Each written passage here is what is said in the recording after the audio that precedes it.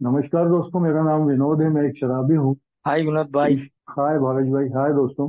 ईश्वर की असीम कृपा, ईश्वर के सुंदर प्रोग्राम, मेरा परिवार, आप सब लोगों के सहयोग और साथ के कारण आज मैं योग संयोग कुछ ऐसा है 10 साल 10 महीने और 10 दिन से शराब से दूर हूँ। बहुत बहुत आभारी हूँ ईश्वर प्रोग्राम आप सभी का। और बिल्कुल सही है दोस्तों कि ईश्वर की कृपा से इन 12 कदमों की मदद से आप लोगों के बीच रहने के कारण आज शराब का तो कोई विचार भी नहीं। लेकिन मेरी बीमारी alcoholism, alcohol is state of mind, वो मेरी बीमारी जिसके लिए मुझे रोज एक दिन के हिसाब से अपने आप पे काम करना है, उसको नियंत्रित रखने के लिए मेरे लिए एक कारण सबसे जरूरी ये है। और दूसरा दोस्तों, वो आकर्षण जो आज ईश्वर ने इस प्रोग्राम के 12 कदमों के माध्यम से मुझे मिला है, समाधान पूर्वक, समाधानकारी, सुखपूर्वक, संतोष, सबसे बड़ी बात शराब से दूर। और ये इसके बगैर संभव नहीं था दोस्तों। अपने बारे में थोड़ा सा बताना चाहूंगा। मेरा जन्म इंदौर में एक मिडिल क्लास फैमिली में हुआ। मेरे फादर गवर्नमेंट जॉब में थे। 4 भाई बहनों में सबसे बड़ा और मेरे परिवार की सेकेंड जनरेशन में सबसे बड़ा बच्चा था मैं। तो निश्चित रूप से बहुत लाड़ प्यार में और बहुत अच्छे से शिक्षा दीक्षा की शुरुआत हुई। पर कुछ चीजें जब मैं अल्कोहलिक एनोनिमस में आया, प्रोग्राम को समझना शुरू किया, तो मैं समझ पाया कि अर्ली चाइल्डहुड से मेरा स्वभाव वही शराबियत के दिमाग के जो लक्षण हैं, जिद्दी, अहंकार, गुस्सा, छीनने की प्रवृत्ति, झूठ बोलना, स्वार्थ, ये सब चीजें कहीं ना कहीं मेरे स्वभाव में थी। आई एम डिफरेंट, वो उसी समय से। लेकिन क्योंकि बाल्यकाल था, जीवन चलता रहा, पढ़ाई चलती रही स्मूथली, शायद ईश्वर की और मेरी इच्छाएं एक जैसी थी, पढ़ने में अच्छा था, तो एमएससी किया मैंने। और उसी के साथ साथ उस सोशल लाइफ में कुछ अच्छी हाइट उस समय मिली मुझे, जिसके लिए लोगों को बेहद परिश्रम करना पड़ता है। इसलिए मैं मानता हूँ दोस्तों कि ईश्वर की कृपा शुरू से मेरे साथ थी। लेकिन वो पढ़ाई का मेरा रिजल्ट और वो पहली शुरुआत थी मेरी मेरे फादर से टकराव की। उसके पहले का अगर मैं बताऊं दोस्तों, जो चीजें मैंने प्रोग्राम में आके समझी, ग्रैंडियोसिटी, कंपैरिजन, दूसरों पे डिपेंडेंसी, ये सारी चीजें उस ड्यूरिंग कॉलेज एजुकेशन मेरे अंदर थी। जो मैं अफोर्ड नहीं कर सकता था वो दिखाने की कोशिश करता था। अगर मेरी पोजीशन थी कि मैं बाइसिकल अफोर्ड करूं, तो मैं ये कैन प्रकरण किसी भी तरह से हाथ पांच एफर्ट करके बाइक टू व्हीलर चलाने की कोशिश करता था दिखाने के लिए। दूसरे एफर्ट करता था उसके लिए, अपने आप को शो करने के लिए झूठ बोलना, अपने आप को कुछ तो भी जो नहीं वो प्रिटेंड करना। और इन सब चीजों के लिए कहीं ना कहीं दूसरों पर डिपेंडेंसी, और वो डिपेंडेंसी मेरी सबसे बड़ी कमजोरी थी, जो डे बाय डे बढ़ती जा रही थी। लेकिन समझ नहीं थी दोस्तों। तो जब रिजल्ट आया तो मेरे परिवार में चूंकि एक माहौल रहा शुरू से, सभी लोग सर्विस क्लास रहे। मेरे फादर का मन था कि मैं भी उसी ट्रैक को भी चलते हुए आगे पीछे सर्विस में ही जाऊं। लेकिन मैं जिस ट्रैक पे जा रहा था और मेरे कैरेक्टर डिफेक्ट मुझे जिस डायरेक्शन में ले जा रहे थे, जो चीजें मैंने भी डिस्क्राइब करी, तो मैं दूसरों से कंपेयर करने लगा था। दूसरों की लाइफ मुझे आइडियल लगने लगी थी। जो लोग रिसोर्सेसफुल थे, ज्यादा हायर क्लास को बिलोंग करते थे, तो वो टकराव मेरा शुरू हुआ और मैंने जिद किया कि नहीं, मैं तो अपने हिसाब से काम करूंगा, मुझे बिजनेस में जाना है, ये करना है। फिर वो टकराव, ठीक है, वो अपनी जगह रहा, लेकिन कहीं ना कहीं जब मैंने काम शुरू किया तो शायद ईश्वर की कृपा रही और ईश्वर की और मेरी इच्छाएं उस दौरान मिल रही थी। उसमें भी सफलताएं मिली दोस्तों मुझे। तो वो एक सम्मानजनक जीवन चलने लगा। सोशल लाइफ में भी सफलताएं मिली और वो सम्मानजनक जीवन चलने लगा। लेकिन दिक्कतें आ रही थी दोस्तों। वो जो मेरा मोर मोर मोर अति, मुझे सब कुछ ज्यादा चाहिए, पैसा कंपेरेटिवली ज्यादा चाहिए था, बाय हुक और कुक, रिस्पेक्ट मुझे ज्यादा चाहिए था, रोमांस मुझे ज्यादा चाहिए था, और मैं पूरे परिवार को अपनी मर्जी से चलाना चाहता था। उस सिचुएशन में मुझे ऐसा लगने लगा था कि यार पापा समझते नहीं है यार, लाइफ कहाँ है, दुनिया कहाँ जा रही है, और ये किस हिसाब से चलाना चाहते हैं। और वो रिपल्शंस थोड़े थोड़े आने लगे थे, और वो रिपल्शंस जो जॉब के कारण आए थे वो बढ़ते जा रहे थे। मेरे फादर भी अल्कोहलिक थे, शराब मेरे परिवार में कोई नई चीज नहीं, लेकिन शराबियत का कमाल कुछ ऐसा था कि जब मेरी मदर को मैं बचपन से देख रहा था उनसे झगड़ते हुए, उनसे उसका विरोध करते हुए, कई बार मुझे बुलाती थी, मैं भी उसका पार्ट होता था, और शराब से एक तरह से मुझे घृणा थी, एलर्जी, हेडेड फील करता था उसको। उसके बावजूद मेरा पहला drink first year second year में जब किसी सिचुएशन में जबरदस्ती मेरे हाथ में दिया गया, और वही grandiosity, false appreciation, false pride उसको चढ़ा के, अरे यार तुम तो बायकास्ट ठाकुर हो, तुम्हारे लिए कौन सी बड़ी बात है, इस तरह से बहुत सारी ऐसी बातें। तो वो पहला ड्रिंक मैंने लिया दोस्त में, लेकिन उसको लेने के बाद मैं 6 महीने तक संताप में रहा, बहुत स्ट्रेसफुल रहा कि ये मैंने क्या कर लिया, जैसे मैंने बहुत बड़ा क्राइम किया हो। 6 महीने मैं नॉर्मल नहीं रह पाया था, अपने आप में गिल्ट फील करना, घर में किसी को पता नहीं लगा। और उसके बाद दोस्तों एक लंबा गैप रहा मेरे फर्स्ट ड्रिंक और सेकंड ड्रिंक में, शायद 2-3 साल तक मैंने सोचा भी नहीं था उस बारे में। 2-3 साल बाद जब ये क्लेश डेवलप हुआ मेरा मेरे फादर के साथ जॉब और बिजनेस को लेके, तो उसके चलते मेरा समय थोड़ा घर से ज्यादा बाहर निकलने लगा, लेट आना, जल्दी निकल जाना। और उस दौरान कहीं ना कहीं फिर से शराब हाथ में आई, उस स्ट्रगल पीरियड या अपनी मर्जी से जीते हुए जीवन में। पर वो भी एक कंटेंट दायरे में थी, वीक में एक बार, महीने में एक दो बार, और वो सिलसिला कंट्रोल में चल रहा था। तब मैंने सोचा भी नहीं था कि ये सिचुएशन आगे जाके इतनी क्रॉनिक हो जाएगी। जब बात मेरे मैरिज लेवल पे आई, मेरा मन कुछ और था, मेरी चॉइसेस कुछ और थी, पर मेरे फादर कुछ और तय करके बैठे थे। उनका बड़ा स्पष्ट कहना था मुझे, जो मुझे बाद में समझ में आया प्रोग्राम में आने के बाद, कि तुमको मैं जानता हूँ यार, मेरे परिवार को मैं जानता हूँ, क्या चाहिए, कैसी लड़की चाहिए मुझे पता है। वो भी एक टकराव का बड़ा कारण रहा दोस्तों मेरी लाइफ में। और वो भी एक बड़ा कारण रहा कि उसके बाद चलते चलते, क्योंकि मैं इंदौर में पढ़ा, मैंने एमएससी किया, उसके बाद उसी परिस्थितियों में एमबीए किया। और मेरी वाइफ को जब पापा ने मेरे पसंद किया था, तो वो यूपी के एक शहर से, केवल ग्रेजुएशन। तो मुझे ऐसा लगता था कि यार मेरे थॉट्स नहीं मिलेंगे, मुझे जैसा है, जैसे मेरे वही एक ग्राउंडियसिटी का नेचर, एक कंपैरिजन। पर शायद गॉड विल सुप्रीम थी, मेरे स्पॉन्सर ने मुझे बाद में बोला कि ये ईश्वरीय न्याय था, क्योंकि जो हालत मेरी दोस्तों बाद में हो गई थी, वो शायद टॉलरेट करना किसी और के बस की बात थी या नहीं थी, ये तो नहीं मैं कह सकता, लेकिन जिसने जितना इसने टॉलरेट किया। पर वो चलता रहा दोस्तों सिलसिला। और शराब का एक क्राइटेरिया, रात को 9 बजे बाद, 10 बजे बाद मिलते थे, वीक में एक बार, महीने में एक दो बार, वो धीरे धीरे कब रेगुलर होने लगी मैं खुद नहीं समझ पाया। ठीक है, वो टाइम 8-9-10 बजे से कब शाम को 7-6-5 पे आने लगा, नहीं पता लगा। और दोस्तों मेरे साथ अनफॉर्चुनेट सिचुएशन ये रही कि मेरी लाइफ का बिजनेस के लिए और मेरी सोशल लाइफ के लिए क्लाइमेक्स का क्रीम पीरियड और मेरा क्रॉनिक एल्कोहलिज्म का पीरियड दोनों एक साथ आए मेरे जीवन में। जैसे जैसे वो सफलताएं बढ़ रही थी, वो शराब बढ़ रही, रात को बढ़ने लगी, देर होने लगी, उसी के चलते कब किस दिन सुबह हाथ में आ गई, किसी की वजह से तो नहीं कहूंगा, शराबी में था, हाथ में मेरे आई थी, पी मैंने अपने हाथ से थी। और वो एक विशेष साइकिल धीरे धीरे बनती गई। मेरे 20-22 साल के एल्कोहलिज्म में मेरे आखिरी 7-8 साल तो इतने क्रॉनिक रहे दोस्तों कि मैं सुबह ब्रश भी नहीं कर पाता था। पहला थॉट ही मेरे दिमाग में उठते से, क्योंकि रात को जैसे तैसे सोता था और सारे भगवानों को याद करता था। परिवार में धर्म का माहौल था, मैं कुछ शुरू से काफी पूजा पाठ करता रहता था, लेकिन कोई चीज काम नहीं आ रही थी और वो बढ़ता जा रहा था। सुबह उठते ही वही क्रेविंग, वही ऑब्सेशन, वही टेम्पटेशन आना। और पहला थाट होके ढूंढना शुरू कर देता था। घर में दोस्तों मैंने कभी नहीं रखी, लेकिन निकल जाता था जल्दी। कई बार तो ऐसा हुआ कि वो वाइन शॉप खुलने को 10-15 मिनट का टाइम में दूर खड़ा हूँ, किसी भी बहाने से फोन हाथ में लेके, और शॉप खुलते ही अपना 2-3 क्वार्टर लिए, एक वहीं खड़े खड़े पिया। बाकी बाद में तो वो साइकिल दोस्तों बढ़ती गई धीरे धीरे, और साथ साथ स्थितियां बिगड़ रही थी, परिवार की, काम की स्थितियां बिगड़ रही थी। वो लोग जो किसी जमाने में मेरे आगे पीछे घूमते थे, उन्होंने दूरी बनाना शुरू कर दी थी, फोन उठाना बंद कर दिए थे। बेटा मेरा बड़ा हो रहा था और मेरी शराब बढ़ रही थी।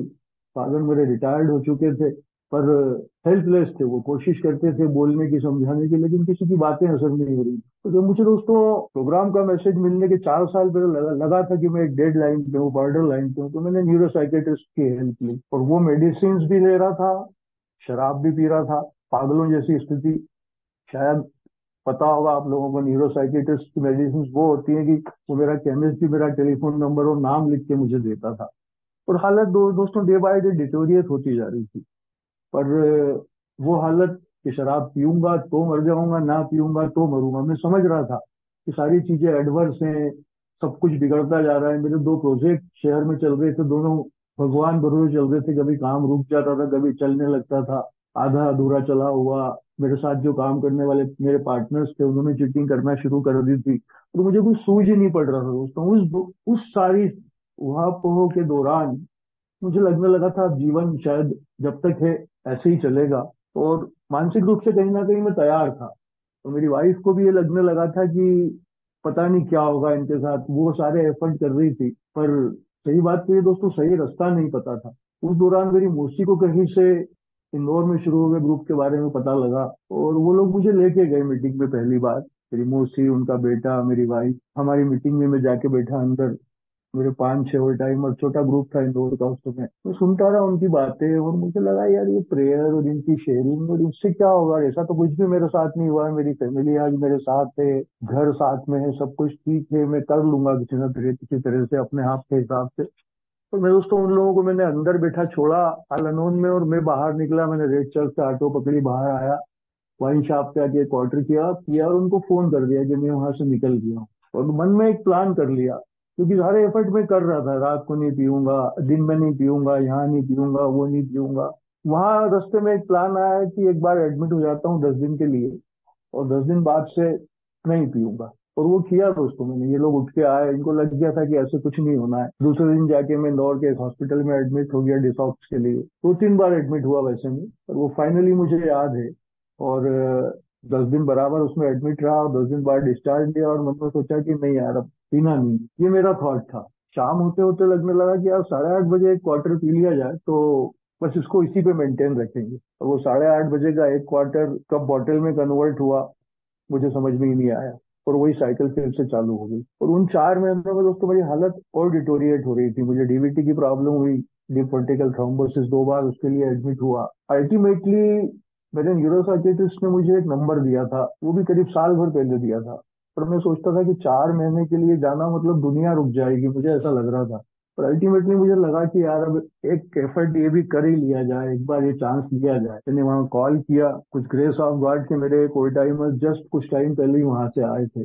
तो मैं इंदौर में रिहेब नहीं हुआ करते थे, वो बेंगलोर में था। वहां से उनके पास कॉल आया और मेरे वो दोनों old timer second day morning को मेरे घर आ गए। मुझे पहली बार मेरे घर आए दोपहर में, तो मैं इतनी पिए हुए था कि मुझे ध्यान भी नहीं है मैंने उनसे क्या बात की, उन्होंने मुझे क्या बोला। और ये रहा दोस्तों कि उसके बाद उन्होंने मेरा फॉलो अप छोड़ा नहीं। 2-3 महीने लगे मुझे उनकी बात को सुनने समझने में, लेकिन अल्टीमेटली मुझे जाना पड़ा और मैं उस ट्रीटमेंट सेंटर में पहुंच गया दोस्तों। वहां जाके शुरुआत में तो मुझे कुछ समझ ही नहीं आ रहा था। 8-10 दिन तक तो, एक वीक करीब 5-6 दिन में रहा आइसोलेशन में। पर धीरे धीरे जब कुछ समझ में आने लगा, चीजें सुधरने लगी, 15 दिन में मेरा शरीर सुधरा, कुछ कुछ कुछ बातें समझ में आने लगी, तो मुझे लगा यार शराब से दूर रहा जा सकता है। और वो एक शुरुआत थी दोस्तों, क्योंकि हर तरह से परास्त हो चुका था, बहुत नुकसान उठा चुका था।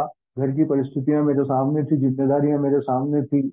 तो वो पराजय स्वीकार करने में तो मुझे कोई तकलीफ नहीं हुई थी दोस्तों। हेल्पलेस हूँ, शराब के सामने शक्तिहीन हूँ, ये समझ में आ गया था मुझे कि मेरा दिमाग, मेरे एफर्ट, मेरी प्लानिंग, आई कैन मैनेज, तरीके बदल बदल के। और उस दौरान सारे टोने टोटके के एफर्ट और ये सारी चीजें, दवाइयां असर नहीं करना। तो वहां मुझे समझ में आया दोस्तों कि ये सारी चीजें मुझ पर असर क्यों नहीं कर रही थी। मुझे दरअसल वहां भेजा गया था मेरी फिजिकल प्रॉब्लम्स के चलते, और मुझे भी यही डर था कि लीवर खराब हो जाएगा, किडनी खराब हो जाएगी, हार्ट खराब हो जाएगा, मर जाऊंगा। पर वो दुनिया कुछ अलग थी। मुझे समझ में आया कि मेरी प्रॉब्लम ये नहीं है और ये प्रॉब्लम नहीं है, इसीलिए कोई भी चीज मुझे असर नहीं कर रही थी और शराब दूर नहीं हो रही थी दोस्तों। क्योंकि मेरी इस आध्यात्मिक बीमारी का इलाज जो मैं लेके पैदा हुआ हूँ बाय बर्थ, ये डिफेक्टेड पीस हूँ मैं ईश्वर का, उसका इलाज कोई मेरी दवा दारू या कोई टोना टोटका तंत्र मंत्र नहीं कर सकते थे। वो ये 12 कदम पर इनके मुताबिक जीवन जीना, ये पहली बातें वहां समझ में आने लगी थी मुझे दोस्तों। महीना भर होते होते शरीर काफी कुछ ठीक हो गया था, 12 कदम रट लिए थे, प्रेयर का कुछ कुछ पार्ट समझ में आने लगा था, एक्सेप्टेंस, नॉन एक्सेप्टेंस, और आगे बढ़ना शुरू हुआ दोस्तों। मेरे इससे बड़ी कोई शक्ति मुझे ठीक कर देगी, ये मेरे लिए एक क्वेश्चन मार्क, यक्ष प्रश्न। यार मेरे जैसा इतना पूजा पाठी व्यक्ति, जो मैं 7th 8th क्लास में था तब से मुझे हनुमान चालीसा, दुर्गा चालीसा, पता नहीं कितनी चालीसाएं याद थी, रोज 1 घंटे पूजा करता था। हालांकि वो सब छूट गई थी दोस्तों क्रॉनिक एल्कोहलिज्म में। जब सुबह से पीने का ख्याल आता था तो शेव भी नहीं कर पाता था, तो पाठ क्या करता। मैं सोच रहा था कि भगवान ने मुझे तब ठीक नहीं किया तो अब ठीक कैसे करेंगे, अब भगवान मेरी क्यों मदद करेंगे। एक तो मन में फियर था, कई बार पी के मंदिरों में गया था, कई बार पी के पूजा पाठ किए थे, हर वक्त व्रत उपवास में दारू पी थी। तो एक फियर सा था मन में कि शायद भगवान तो मेरे को अब क्या बचाएंगे यार, मैं तो दूसरे किसी चमत्कार की अपेक्षा में आया था यहाँ। उस समय मेरे काउंसलर, मेरे इनिशियल स्पॉन्सर भी थे, उन्होंने मुझे बताया कि यार तू ज्यादा मत सोच, यही वो बात है कि दिमाग मत लगा। अगर तूने महीने भर में इतना सुधार किया है तो बस ये मान ले, प्रार्थना करता रहे, दिन में 10 बार कर। और वो प्रार्थना की आदत दोस्तों जो मुझे वहां से लगी थी, अर्ली मॉर्निंग से रात की सरेंडर प्रेयर तक की, उसने वो काम करना शुरू किया दोस्तों। और वो दूसरा कदम, ईश्वर से रिश्ता मेरा, मुझे समझ में आया कि यार मैं ये करता सब कुछ था, लेकिन मेरा आचरण उसकी भगवान की इच्छा के एकदम विपरीत था। मैं भगवान को अपनी मर्जी से चलाना चाहता था। मैं भगवान से कंडीशनल रिश्ता रखता था। मैं अपने उस हायर पावर को डिमांडिंग केवल एटीएम जैसा यूज करना चाहता था। वो मेरे से कुछ चाह सकते हैं ये मैंने कभी सोचा ही नहीं था। आत्म केंद्रित स्वभाव मेरा, मैं ही दुनिया चला रहा हूँ, इतना सब करने के बावजूद भी मुझे समझ में ये नहीं आया था कि मैं भी उस यूनिवर्स का पार्ट हूँ जिसको मैं मानता हूँ कि ईश्वर ने बनाया है और ईश्वर ही चला रहा है। लेकिन ग्रेस ऑफ गॉड कुछ कुछ समझ में आने लगा था। और ये तीसरा कदम दोस्तों मेरे लिए टर्निंग पॉइंट साबित हुआ, क्योंकि मुझे 60 डेज में लौटना पड़ा। मेरी मदर की तबीयत बहुत बिगड़ गई थी। क्रॉनिक सिचुएशन में वहां मैसेज आया तो मैं निकलने लगा। तो मेरे उन्हीं इनिशियल स्पॉन्सर ने मुझे एडवाइस किया, ज्यादा स्ट्रेस मत पालना है और आज में जीना, one day at a time, and God's will is supreme. ये दो चीजें बिल्कुल याद रख के शुरुआत कर, जब तेरी इच्छा हो वापस आ जाना बाकी कोर्स करने के लिए। तो मैं लौटा दोस्तों इंदौर। यहाँ सारी परिस्थितियां एकदम एडवर्स थी। काम वाम तो अपनी जगह खैर बिगड़ा हुआ था ही, लेकिन उस समय प्रायोरिटी थी मदर की तबीयत पर। जो सीख पाया था मैं उन 2 महीनों में, आप जैसे भाइयों के बीच बैठ के प्रोग्राम से, उसको माइंड में रखते हुए और प्रार्थना करते हुए मैंने अपना वो जीवन शुरू किया। और ऐसा लग रहा था कि भगवान मुझे उस समय गोद में बिठा के चला रहे हैं। मदर की तबीयत ठीक हुई। उस मेरे सोशल सर्कल की कुछ सिचुएशन ऐसी थी कि एक बार घर वालों ने बोला भी कि अगर वापस जाना हो तो जा सकता है, लेकिन जा नहीं पाया दोस्तों। और वो सारी चीजें ऑर्बिटेड, आई मीन टू से, मैं नवंबर 13 में इंदौर लौटा था और मई 14 तक मैं अपने दोनों प्रोजेक्ट पूरे कर चुका था। मदर की तबीयत काफी कुछ संभल गई थी, वो आज भी है। और मेरा सोशल स्टेटस, मेरा लोगों का विश्वास मुझ पे बनने लगा था। ये सारी चीजें एक के बाद एक सुधरने लगी थी। और वहां मुझे लगा कि यार यही सच्चाई है। शरीर ठीक हुआ, दिमाग ठीक हुआ, परिवार में सब ठीक है। तो शराब का ख्याल तो नहीं आ रहा था दोस्तों, लेकिन वो चलना जीवन शुरू हो गया था। तो वहां मेरे से चूक हुई। चूक आई मीन टू से, शराब नहीं पी थी, मैं स्टेप वर्क ले रहा था उन्हीं से, अपनी सुविधा के हिसाब से। पर मेरे से शराबी का जब शरीर ठीक हुआ, दिमाग ठीक हुआ, तो मुझे लगा पूरी दुनिया बदल डालूंगा, सब कुछ कर लूंगा, ये भी कर लूं वो भी कर लूं। कहीं ना कहीं मैं अपनी व्हील चलाने लगा था, लोगों को बदलने की कोशिश करने लगा था, पॉजिटिव होने लगा था। और इसके कारण दोस्तों मेरा नुकसान हुआ। शराब नहीं थी लेकिन नुकसान हुआ, कुछ रिश्ते बिगड़े। But by the grace of God किसी ना किसी तरह से प्रोग्राम में था और अपने ओल्ड टाइमर के कांटेक्ट में था। उन दिनों में शेड्यूल मेरा ऐसा था कि मीटिंग भी रेगुलर नहीं जा पा रहा था। तो समझ में आया कि चूक हो रही है, रुका, संभला फिर से। पर वो जो नुकसान होना थे वो हो गए थे दोस्तों। और मीटिंग रेगुलर ना जाने का कारण मुझे समझ में आया दोस्तों कि वो उस पर्टिकुलर पीरियड में मेरे लिए पहली बार में मनी मेरा हायर पावर हो गया था। तो पैसा मेरा हायर पावर, काम मेरा हायर पावर, तो कहीं ना कहीं प्रोग्राम सेकेंडरी हुआ था। प्रोग्राम सेकेंडरी हुआ था तो डेफिनेटली मेरा गुस्सा बढ़ना, मेरा अहंकार बढ़ना, मेरी आत्म शांति भंग होना, ये सारी चीजें हो रही थी। पर था, किसी ना किसी तरह से प्रोग्राम में था तो वो मेंटेन रहा। दूसरी सिचुएशन मेरी बनी उससे निकल के पावर के लिए, जिसका मैं आदी रहा मेरे स्टूडेंट लाइफ से। वहां दोस्तों ईश्वर ने काम किया मेरे ऊपर, जो बाद में मुझे मेरे स्पॉन्सर ने समझाया कि तेरे को निकाला है वहां से भगवान ने। वहां भी ये सारी चीजें इम्प्लीमेंट हुई।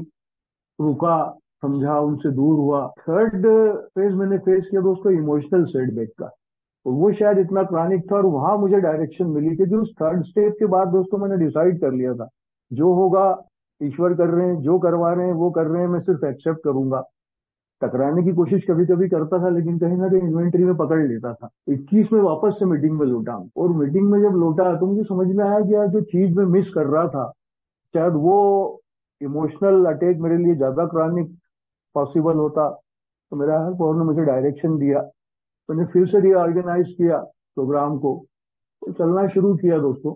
और इस दौरान जो चमत्कार मैंने देख लिए थे, बेसिक चीजें, कामकाज स्मूथली चल रहा है, परिवार में सब ठीक है, टकरा मैं रहा हूँ, मेरी व्हील चल रही थी, वो धीरे धीरे मेरी व्हील एक दिन के हिसाब से अरेस्ट होना शुरू हुई। और बेसिक बात, conscious contact with God, third step से ये शुरू हुआ मेरा समर्पण, पूर्ण समर्पण। क्योंकि दोस्तों एक धार्मिक स्वभाव के कारण, धार्मिक परिवार की पृष्ठभूमि के कारण मुझे वो स्वीकार करने में कोई बहुत बड़ी दिक्कत नहीं हुई थी। लेकिन समस्या थी मुझे अपने आप को समर्पण करना, मुझे अपने आप को छोड़ना। कैसे अपनी विल को छोड़ूंगा? क्योंकि दोस्तों विल जब छोड़ना शुरू करता हूँ तो मुझे वो सहन शक्ति, वो पेशेंस, प्रोग्राम जो मुझे बोलता है कि हार के जीतना, छोड़ के पाना, वो चीजें मुझे उसमें मिलना शुरू हुई। मेरे बेटे का एडमिशन था 16th में, और एकेडमिक स्टडी में बहुत पुअर रहा वो शुरू से। और उस समय जब मैं पी रहा था और वो ग्रोथ कर रहा था, तो सबको लगता था कि इसकी लाइफ भी ऐसे ही जाएगी। पर वो जब 10th में था तो मैं लौटा था और मेरी रिकवरी शुरू हो चुकी थी। पर उसका एकेडमिक इंटरेस्ट बहुत रेयर था। फिर भी जैसे तैसे उसने 12th किया और मैंने उसकी हाइट के कारण उसको बास्केटबॉल कॉर्पोरेशन ज्वाइन करवा दिया। और जब 12th का रिजल्ट आया तो कुछ समझ में नहीं आ रहा था कि क्या इसको करियर बनाया जाए। एकेडमिक साइड तो उसका बहुत पुअर है। मैंने कहा चल तो रजिस्ट्रार से एडवाइस लेते हैं। मैं उसको लेके यूनिवर्सिटी में गया रजिस्ट्रार के पास। मैं दोस्तों इसलिए बता रहा हूँ ये बात आपको, ईश्वर के चमत्कार कैसे होते हैं। अभी भाई बात कर रहे थे कि ईश्वर खुद नहीं आते, तो जाके बैठा रजिस्ट्रार मेरा फ्रेंड परिचित था। मैंने उसको बोला, मैंने कहा इसको 12th आ गया है, कैसे क्या करवाना है, कहाँ भेजना चाहिए, बीबीए बीकॉम क्या करवाया जाए। और 2-3 स्टूडेंट्स और बैठे हुए थे और एक्सपीरियंस थे वो। उनमें से एक ने मुझे एडवाइस किया कि भैया अगर आप ये स्पोर्ट्स में हैं, इनके हाइट, मेरे बेटे की हाइट 6'4" है, बास्केटबॉल खेलते हैं, हाइट इतनी अच्छी है, तो आप इनको एकेडमिक उसमें क्यों डाल रहे हैं, आप इनको बीपीएड करवाइए। मेरे लिए वो सब्जेक्ट ही नया था। तो मैं ये बोले bachelor of physical education and then master of physical education, वो इनको सूट करेगा। मुझे भी समझ में आया, मेरे बेटे को भी इंटरेस्ट क्रिएट हुआ और by the grace of God सारी फॉर्मेलिटीज फुलफिल हो गई और उसका एडमिशन हो गया। जो मैंने कभी सोचा नहीं था, उसकी करियर का टर्निंग पॉइंट था दोस्तों। ये मैंने इसलिए बताया है कि वो जो 2-3 बंदे वहां मुझे मिले, क्योंकि मैं प्रोग्राम में था और मैं समझ रहा था कि ये ईश्वर मुझे डायरेक्शन दे रहे हैं, तो मैंने तुरंत क्लिक की कि ये गॉड विल है। और वो गॉड विल के कारण उसका एमपी हेड भी हुआ और आज वो इंदौर के एक रेपुटेबल कॉलेज में बढ़िया स्पोर्ट ऑफिसर का जॉब कर रहा है। तो दोस्तों बात कुल मिला के ईश्वर से कॉन्शियस कांटेक्ट, सचेत संपर्क की जो आती है, ईश्वर तो दोस्तों हमेशा मेरे संपर्क में रहते हैं। जब मैं दारू पी रहा था उस समय जिंदा बचा, बीमारियों के बावजूद। कोई ऐसा एक्सीडेंट नहीं हुआ कि मुझे कोई परमानेंट डैमेज हो जाता। मुझे याद है मेरे रिहेबिलिटेशन सेंटर में 1 महीने बाद मेरे काउंसलर ने मुझे बोला था, यार यू आर लकी, तुम इतनी सारी हिस्ट्री के बावजूद सिंगल पीस में बैठे हो, तुम्हारा दिमाग प्रॉपर काम कर रहा है, तुम्हारी फैमिली तुम्हारे साथ है, डेफिनेटली कोई ईश्वरीय शक्ति है तुम्हारे साथ। तो वो ईश्वर तो दोस्तों हमेशा मेरे संपर्क में रहते हैं, हमेशा मेरा ख्याल रखते थे, तब भी, उसके बाद भी और आज भी। समझ में मुझे ये आया कि मैं ईश्वर को अपनी मर्जी से चलाना चाहता था। मैं ईश्वर को भी अपनी कंडीशन के मुताबिक डिमांडिंग रहता था। मैंने कभी ये नहीं सोचा कि ईश्वर मेरे से क्या चाहते हैं। ईश्वर का भी, जिन्होंने दुनिया बनाई है, उनके कुछ नियम है, कुछ प्रिंसिपल है, कुछ मैन्युअल, और स्पेशली मेरे जैसे डिफेक्टिव शराबी के लिए वो चीज दोस्तों मुझे थर्ड स्टेप से समझ में आना शुरू हुई थी। और वो धीरे धीरे जब आगे बढ़ा मैं, तो मेरे पेरेंट्स की बात की मैंने अभी, मैंने जब फोर्थ स्टेप पे अपनी रिसेंटमेंट लिस्ट बनाई तो सबसे पहला नाम ही मेरे पेरेंट्स का था, बाकी बहुत सारी डिपेंडेंसी के नाम। लेकिन दोस्तों उस थर्ड स्टेप को किए बगैर वो चीज जो सरेंडर से मुझे मिली थी, मैं आगे नहीं बढ़ सकता था। जब मैं उस पर आगे बढ़ा और मैंने अपना पार्ट देखा, तो मैं लिखते लिखते ही रोने लगा था दोस्तों, कि जिस पोजीशन में मेरे फादर ने मेरे लिए जो कुछ किया वो बेस्ट कर सकते थे, वहां मुझे समझ में आया कि यार डिमांडिंग में था, अपनी मर्जी में चला रहा था, सेल्फिश में था, सेल्फ विल में चला रहा था, डिसऑनेस्ट में था, ग्रैंडियोसिटी में कर रहा था, दूसरों से कंपेरिजन में कर रहा था। और वो चीज मुझे समझाती गई दोस्तों कि यार हर रिसेंटमेंट लिस्ट के हर नाम के आगे कहीं ना कहीं मुझे अपना पार्ट डैमेज दिखा। और उसने मुझे रियलाइज कराया कि मुझे लाइफ तो जीनी है अब इसी हिसाब से। और मुझे बात समझ में आई दोस्तों कि मुझे दिमाग बाहर क्यों रखना है, क्योंकि मैं अब जब भी अपना दिमाग चलाता हूँ, तो दिमाग जब मैं चलाता हूँ तो मेरे दिमाग के पार्ट में तो वही स्वार्थ, बेईमानी, घमंड, झूठ, दिखावा, तुलना, मेरा मेरा अप्रिसिएशन, मैं सिर्फ मैं चलता है। तो मुझे जाना है दोस्तों आध्यात्म की ओर, स्पिरिचुअलिटी। तो वो दुनिया दोस्तों मेरी शुरू होती है आत्मा से। ये आप लोगों के बीच मैंने बैठ के सीखा। तो मेरे धर्म को ही अध्यात्म मानता था, इसलिए मैं सक्सेस नहीं हो पाया था अपने धार्मिक आयोजनों में, प्रयोजनों में भी और मंतव्यों में भी। लेकिन आत्मा की दुनिया में चलना है तो मुझे आत्मा के गुणों से जीना है। और आत्मा के गुण दोस्तों वही थे, मैं अपनी शक्तिहीनता को स्वीकार करता चला गया, ना केवल शराब के सामने, दूसरों के सामने। टकराहट बंद हो गई तो शिकायतें बंद हो गई। जब मैंने मान लिया कि I am not a creator, I am a part of creator, मैं टूल हूँ क्रिएटर का, तो मुझे महसूस हुआ कि अब ईश्वर मेरे साथ किस तरह से, रिश्ता मेरा ईश्वर से जुड़ रहा है। समर्पण किया तो बिल्कुल निश्चिंतता में हो गया। सुबह उठना है, मुझे प्रेयर करनी है, दिन भर उनके हवाले करना है और अपने काम से लग जाना है। एक्शन मेरा पार्ट है। शुरू शुरू में दिक्कत आई दोस्तों, जहां मैं डिमांडिंग हुआ करता था, मैं सोचता था बस अब इस तरह से मेरा अपना प्लान होता था। लेकिन जब उसमें दिक्कत आई तो मुझे समझ में आया, नहीं यार मैं कंडीशन नहीं रख सकता। मुझे अगर गॉडविल के अकॉर्डिंग चलना है तो मुझे तो जैसा एक्शन, जो सिचुएशन आएगी उसके अकॉर्डिंग चलना पड़ेगा। मैंने धीरे दोस्तों शेड्यूल बनाया, लेकिन उसके लिए डिटर्मिनेट नहीं हुआ कि ये ही करूंगा। दिन में निकलता हूँ 5-7 कामों की लिस्ट, लेकिन कई बार सभी हो जाते हैं, कई बार एक भी नहीं हो पाता है। वो मुझे जो शुरू में इरिटेशन होता था इस बात से, वो इरिटेशन होना धीरे धीरे दोस्तों दूर हो गया कि नहीं यार, गॉड विल मुझसे क्या करवाना चाहते हैं, मेरे ईश्वर की योजना क्या है, ये वो जानते हैं। और वो चीज जब समझ में आना शुरू हुई दोस्तों, तो वो टकराहट अपने आप से, वो गुस्सा जो अपने आप से, वो चिड़चिड़ाहट जो अपने आप से, वो एक फेल्यूर का पार्ट या दूसरों पे चिड़चिड़ाहट का पार्ट, ये सारी चीजें जो जो एक एक दिन के हिसाब से धीरे धीरे मेरे कंट्रोल में आने लगी, मुझे समझ में आने लगी।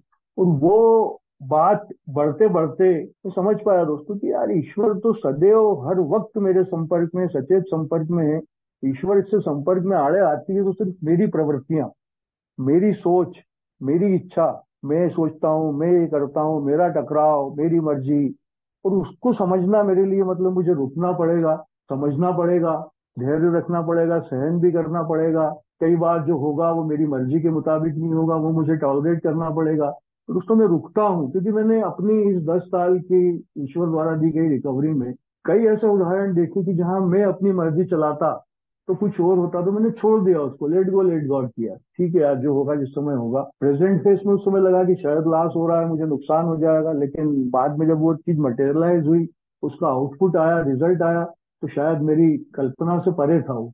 तो ये चीज दोस्तों मुझे इंकरेज करती गई कि यार मैं अपना काम करता चलूं, मुझे हर कदम पे हर पल सिर्फ ईश्वर की इच्छा, वो मुझे सद्बुद्धि देता जाए कि ईश्वर की इच्छा क्या है वो मुझे मालूम पड़ती जाए, और उसके अकॉर्डिंग मैं काम करता चलूं। तो वो मेरे साथ रहेगी। सुबह की प्रेयर मेरे लिए बहुत मायने रखती है। मेडिटेशन दोस्तों मेरे लिए बहुत मायने रखता है। मेडिटेशन ने मुझे सिखाया फोकस्ड होना। अदरवाइज मेरे माइंड में कोई प्रायोरिटी नहीं हुआ करती थी, एक सेकंड में कई थॉट चलते थे, ये भी कर डालूं, वो भी कर डालूं, यहाँ भी चला जाऊं, उससे भी बात कर लूं, ये भी कर लूं। मेडिटेशन धीरे धीरे, क्योंकि वो पहले का मेडिटेशन तो मेडिटेशन ही नहीं होता था प्रोग्राम में मिलने के पहले का, उस समय तो केवल डिमांड हुआ करती थी, पाठ कर लिया, उसके बाद आंख बंद कर ली, फिर भगवान से प्रार्थना है मेरा ये काम हो जाए, मेरा वो काम हो जाए। लेकिन this is the pure meditation. जो ध्यान मुझे प्रोग्राम ने सिखाया, वो ध्यान अल्टीमेट ध्यान है दोस्तों, जहां मेरा रियली कांटेक्ट होता है मेरे उस हायर पावर से जो मेरे अंदर है, उस सुप्रीम पावर का एक पार्ट, वो मुझे रियलाइज कराता है। और कुछ ना रियलाइज भी कराए तो मुझे दिन भर के लिए एक पीस, एक फोकस्ड माइंड, एक cool temperament, crystal clear vision, thoughts की क्लियरिटी, ये मिलने लगती है दोस्तों। और ये मिलते मिलते वो ध्यान जब फोकस होना शुरू होता है तो मुझे अपनी प्रायोरिटीज समझ में आने लगती हैं। फर्स्ट थिंग फर्स्ट एक मेरे लिए काम करने लगता है। मैं एकदम इम्पल्सिव नहीं होता हूँ, मुझे मालूम है मैं अपने प्लान के हिसाब से क्या काम करना है। और यही चीजें दोस्तों मुझे दिन में कई बार मदद करती है। जब कंफ्यूजन आता है, जब कोई क्रिटिकल सिचुएशन आती है, ऑटोमेटिकली अब एक गवर्नर थॉट्स पे लग जाता है कि रुक जाऊं यार, प्रेयर कर लूं, सोच लूं, थोड़ा जरूरी नहीं है। क्योंकि दोस्तों कई बार ये सिचुएशन होती है कि मुझे एट द स्पॉट डिसीजन लेना है, तो जरूरी नहीं है दोस्तों, मैंने पार्ट बना लिया है कि यार ठीक है मेरे को नहीं लेना है यार, मैं रुक के लूंगा अगर हार्ड एंड फास्ट नहीं है तो। क्योंकि within 24 hour, within 72 hours क्या चेंज होता है ये मैं अपनी लाइफ में महसूस कर चुका हूँ दोस्तों। आने वाले कल में क्या होगा, ईश्वर की योजना क्या है, और मैं अब, क्योंकि दोस्तों मैं जब भी अपनी मर्जी चलाता हूँ तो ना मेरी मर्जी से कुछ होता है, ना ईश्वर की मर्जी से कुछ होता है, हो कुछ और जाता है। मेरी लाइफ में मैं बनना कुछ और चाहता था मेरी मर्जी से, मेरा हायर पावर मुझे कुछ और बनाना चाहता था और बन गया मैं शराबी। ये लेसन मैं हमेशा याद रखता हूँ दोस्तों। तो मेरे लिए ईश्वर से मेरा सचेत संपर्क दिन के हर क्षण, हर पल में, हर वक्त बनाना जरूरी है। ईश्वर की इच्छा को समझना, मैं अगर सोचता हूँ कि मेरे लिए दोस्तों वो नहीं है कि मैंने सुबह प्रेयर कर ली है, सुबह की डायरेक्शन ले ली है, मैंने सुबह मेडिटेशन कर लिया है, पूजा कर ली है, अब मैं निश्चिंतता से अपना मिशन शुरू कर सकता हूँ, कर सकता हूँ। लेकिन वो, ये जो अवेयरनेस, ये जो थॉट मुझे अगर मिले हैं, ये उस मॉर्निंग प्रेयर और मॉर्निंग मेडिटेशन से मिले कि नहीं यार, हर कदम पे एक नया थॉट है, हर कदम पे एक नई एक्शन है, वहां ईश्वर की डायरेक्शन क्या है ये मुझे सोच के ही लेना पड़ेगा। तो दोस्तों इसके चलते मेरे व्यवहार में, मेरे स्वभाव में से वो एक जो जल्दबाजी थी, एक उतावलापन हुआ करता था, एक बेचैनी हुआ करती थी, एक अपनी बात मनवाने की जो चीज हुआ करती थी, कुछ भी हो बाय हुकार कुछ, वो सारी चीजें एक एक दिन करके बहुत कुछ रिड्यूस हो गई। गलतियां आज भी हो जाती है, कई बार ऐसी सिचुएशन बन जाती है, लेकिन इन्वेंट्री मुझे हेल्प करती है, मुझे इमीडिएट कनेक्ट हो जाता है कि कहीं ना कहीं मैं गलत कर रहा हूँ। क्योंकि दोस्तों इन चीजों ने मुझे सिखाया, जो गलती मैंने अपने फादर के रिश्ते में साथ की थी, वो गलती मुझे कम से कम चूंकि मालूम पड़ गया है, मैं उन चूजन लोगों में से हूँ जिन्होंने जिन्हें अल्कोहलिक एनोनिमस की फेलोशिप मिली है, ये प्रोग्राम मिला है। वो रिश्ता मुझे अपने हायर पावर से रखना है, क्योंकि जब तक मैं ना समझ था, मुझे अपने पापा को मेरी जरूरतें बताने की जरूरत नहीं पड़ती थी। वो बेस्ट जो मेरे लिए कर सकते थे करते थे। मैं निडर रहता था उनके संरक्षण में, मैं बिल्कुल कॉन्फिडेंट रहता था उनके संरक्षण में। मेरे साथ जो भी रिफ्लेक्शंस आना शुरू हुए थे, जो भी स्ट्रेस उनके साथ आना शुरू हुए थे, वो तब हुए थे जब मेरी समझ बढ़ने लगी थी। और वही चीज अब समझ पाया मैं प्रोग्राम में आए थे दोस्तों, कि मेरा ईश्वर से रिश्ता इसलिए बिगड़ा था कि मैं वहां भी मैं दिमाग चलाता था, मैं ईश्वर को अपने हिसाब से चलाने की कोशिश। पर दोस्तों, आभारी हूँ प्रोग्राम का। प्रोग्राम ने मुझे वो रास्ता दिखाया कि आज मेरा अपने हायर पावर से, अपने ईश्वर से वो रिश्ता है जैसा मेरे फादर के साथ मेरी नासमझी में हुआ करता था। वो जो मेरे लिए करेंगे अच्छा करेंगे, वो जो मेरे लिए करेंगे वो बेस्ट होगा। क्योंकि दोस्तों, नीड्स और डिजायर्स, नीड्स की लाइफ जब से मैंने जीना शुरू की, वो सद्बुद्धि मुझे मिली, तो मेरी डिजायर्स तो पता नहीं कहाँ चली गई।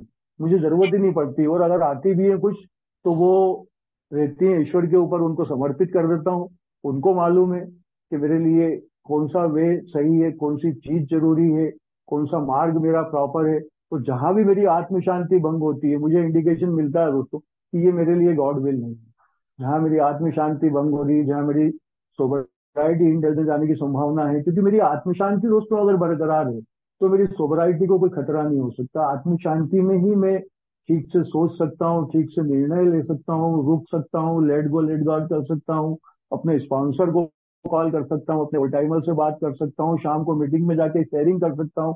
और अगर मेरी सेरेनिटी डिस्टर्ब है तो मैं कोई भी अनइवन स्टेप उठा लूंगा जो मेरे लिए डेंजरस हो सकती है दोस्तों। क्योंकि वो बीमारी तो आज भी मेरे शरीर में है, वो ऑब्सेशन तो आज भी मेरे माइंड में है, वो एलर्जी तो आज भी मेरी बॉडी में है। ये इस 12 कदमों के प्रोग्राम में और ईश्वर की कृपा ने आप लोगों के साथ में उसको एक दिन के हिसाब से रोक रखा है। तो मैं वो रिस्क नहीं ले सकता दोस्तों अपनी सैनिटी को बिगाड़ने की। आज का जीवन ईश्वर की इच्छा के हिसाब का जीवन है। मैं जो चाहता था, मेरी जो इच्छाएं हुआ करती थी, उससे एकदम दोस्तों एडवर्स लाइफ है। पर एक कंटेंटमेंट की लाइफ, एक सेरेनिटी की लाइफ। आज परिवार में सब कुछ अच्छा है, अपने दोस्तों की मदद कर पाता हूँ, फेलोशिप में भी अपने भाइयों की मदद कर पाता हूँ, और बाहर भी कर पाता हूँ। वो जो मेरी एक अंधी दौड़ थी मेरी इच्छाओं को लेके, वो मैंने समझा कि मैं अपनी इच्छाओं को लेके दौड़ रहा था किसी सोशल फील्ड में, अपने बिजनेस फील्ड में। ईश्वर की इच्छा होती है दोस्तों तो वो मार्ग तो मेरे लिए आसानी से खुल जाता है। ईश्वर जो मुझे देना चाहता है उसके अनुरूप मुझे लोग मिलने लगते हैं, उसके अनुरूप डायरेक्शन बनने लगती है, वो मानसिकता बनने लगती है। मेरी सेरेनिटी डिस्टर्ब नहीं होती, और ना किसी और को तकलीफ होती है, और ना मुझे तकलीफ होती है।